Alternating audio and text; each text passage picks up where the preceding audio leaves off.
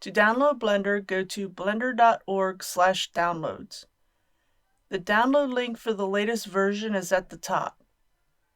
Click on the button, download the file, and run the installer. When you first open Blender, you'll have a quick setup panel on the splash screen. This is a screenshot of an earlier version since I don't have access to this because I've already installed Blender. I use left select and the space bar for search, but this is entirely up to you. When you upgrade Blender, you'll not see these options, but you'll see an option to import your starter file option from your previous version. When you start up Blender, you can simply click anywhere off the splash screen to begin working. If you're using a trackpad or a 2-button mouse, it's important that you go into Preferences, which is found under the Edit menu, and in the Input section, activate Emulate 3-button mouse. This means you can use Alt and the left mouse button as a substitute for a middle mouse button. If you do not have a numpad, activate the Emulate Numpad option. This allows you to use the top row numbers on the keyboard in place of a numpad. And remember to save your preferences. The top bar consists of the main menu, which is used for saving, importing, and exporting files, configuring settings, accessing preferences, and rendering, along with other functions. The large central portion is the areas, which are rectangular areas reserved for editors. Some of these areas are grouped into workspaces, which we'll explore later. The status bar, located at the bottom of the window, is used to display contextual information such as statistics, messages, and keyboard shortcuts.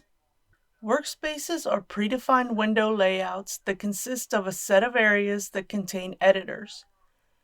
Workspaces are geared towards specific tasks such as modeling, animation, UV editing, scripting, etc.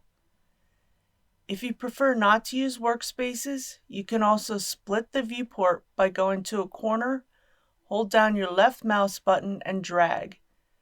You can then open an editor. If you want to close an editor, you can right-click on the divider between the two editors and choose Join Areas.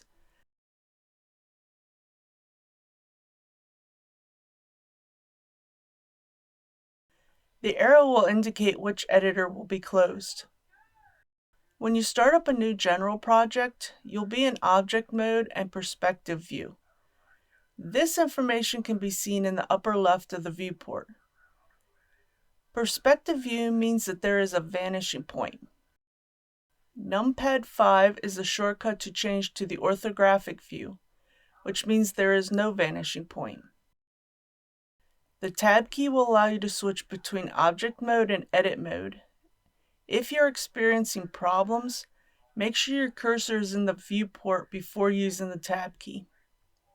In the drop-down menu, you can also change to Sculpt Mode, Vertex Paint Node, Weight Paint Mode, and Texture Paint Node. The A key selects everything in the scene, and either using Alt-A or clicking anywhere away from the scene objects deselects the mesh.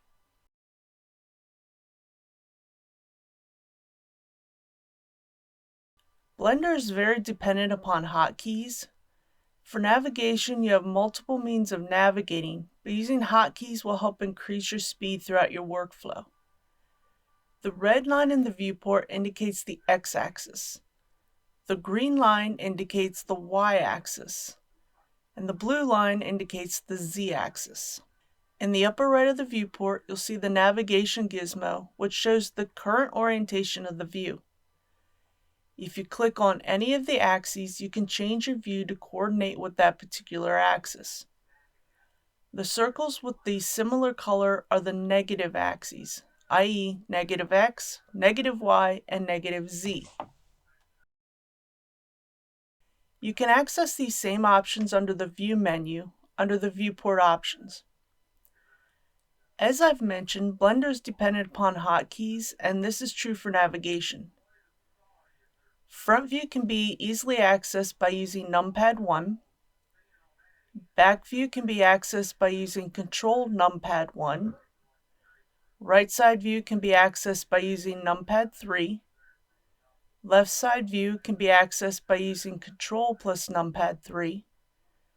Top view can be accessed by using Numpad 7. And bottom view can be accessed by using Control Numpad 7. Control tab will bring up the pie menu that allows you to change between the various modes. The left mouse button is used to select objects.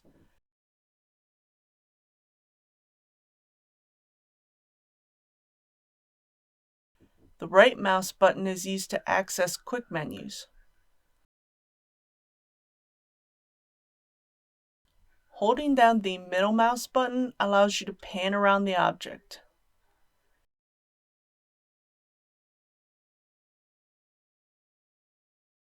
Using G plus an axis allows you to move only along that axis.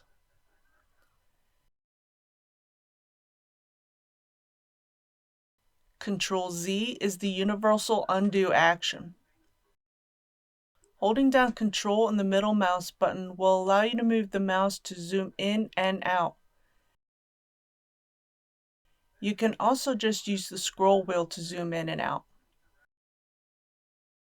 There are 4 viewport shading modes that can be accessed via the icons in the upper right of the viewport. The first mode is wireframe, which will show your mesh in wireframe mode.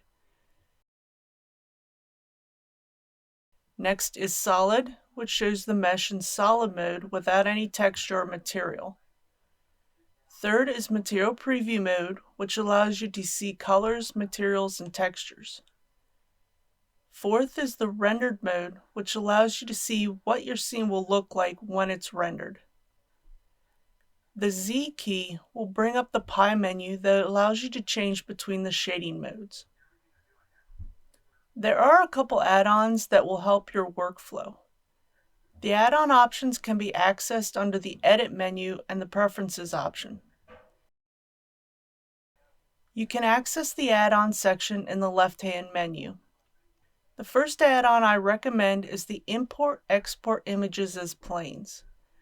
This add-on allows you to import images that are automatically placed on planes.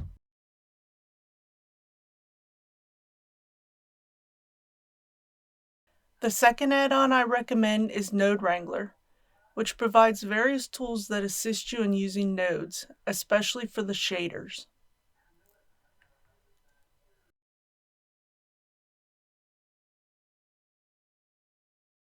Blender allows you to change your startup file. I recommend selecting the camera and shift selecting the light, and use the M key to move them to their own collection.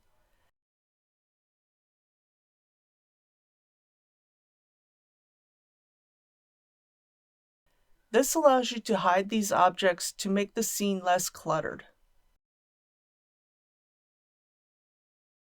Under the shading options, turn on the cavity option. This will allow you to more easily view your objects while modeling. Lastly, under the color panel of the shading options, I would choose Random. This will give you a random color for each individual object while in solid mode, which helps with viewing and distinguishing between objects in your scene. I also close the timeline since I don't need it very often.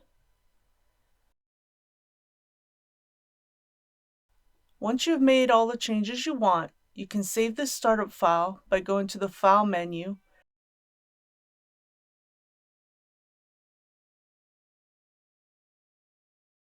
and under the Default section, choose Save Startup File.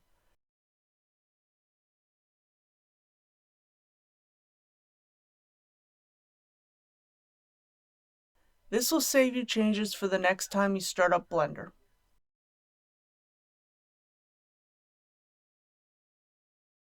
Thanks for watching. If you would like to help support the channel, please visit my Ko-fi page where you can purchase a digital product from the shop or become a member. I also offer a one-on-one mentorship. If you've enjoyed this video on getting started in Blender, then you're probably interested in 3D modeling or game development. So if you're interested in these topics, you may enjoy this video. Don't forget to like and subscribe. Have a good day.